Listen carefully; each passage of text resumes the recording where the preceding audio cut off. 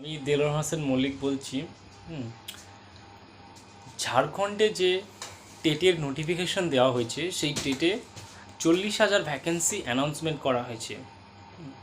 কিন্তু ঝাড়খণ্ড যে টেট হবে, এই টেট নিয়ে পশ্চিমবঙ্গের বিভিন্ন শিক্ষক বা কোচিং সেন্টারের মহলে একটি আলোড়ন সৃষ্টি হয়েছে এবং সেখানে দেখা যাচ্ছে যে তারা তাদের কোর্স ফি বিক্রি করার জন্য মানে সঠিক কথাটি তুলে ধরছে না। এবং এখানে কিছু বিটার ট্রুথ আছে। সেই ট্রুথ হচ্ছে আপনার 1500 টাকা ফর্ম ফিস, আর কোশ্চেনের যে টেট হবে সেটা ইংলিশে কোশ্চেন হবে।